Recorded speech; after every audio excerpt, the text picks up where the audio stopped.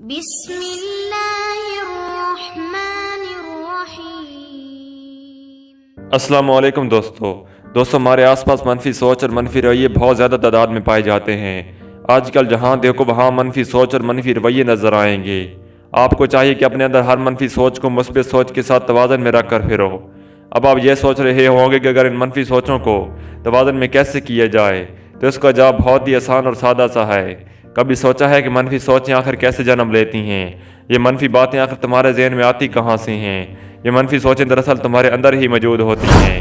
یہ منفی توانائی اگر تمہارے اندر زیادہ ہوگی تو تمہارے رویے بھی منفی ہی ہوں گے، اور اگر اس منفی سوچ کی جگہ مثبت سوچ لے آؤ تو کیا ہوگا؟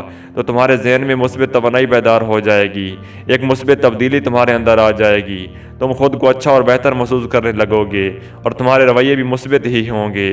تو آپ کو چاہیے جتنا ہو سکے اپنے ذہن میں منفی سوچوں کو ایک توازن میں رکھو، کیونکہ ظاہر سی بات ہے آپ ان منفی سوچوں سے کبھی بچ نہیں سکتے، کیونکہ بہت کوئی زندگی میں ایسا ہو جاتا ہے جس کی وجہ سے منفی سوچ اور رویے جنم لے لیتے ہیں۔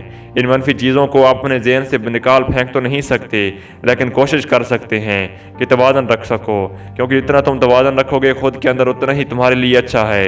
لیکن ایسا آپ نے خود کو بھی اس بات کے لیے تیار کرنا ہوگا کہ منفی اور مثبت دونوں سوچوں سے ایک ہی وقت نکل کر حقیقت کو دیکھو۔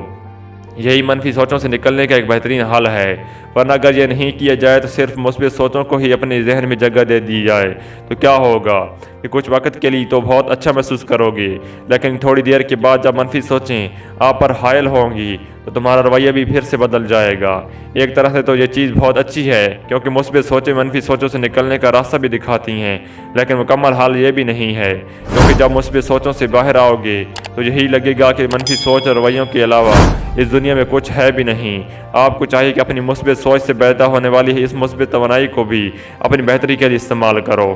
اگر آپ دھیان دو تو یہ مثبت اور منفی کچھ بھی نہیں ہوتا، دراصل یہ صرف معلومات ہے ہمارے لیے، اور یہ ہمارا فیصلہ ہوتا ہے کیا چیز مثبت ہے اور کیا منفی۔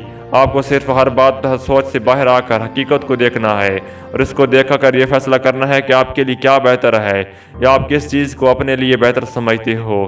یہاں پر نہ ہی کچھ مثبت ہے اور نہ ہی کچھ منفی، یہ فیصلہ صرف اور صرف آپ کو ہی ہوگا۔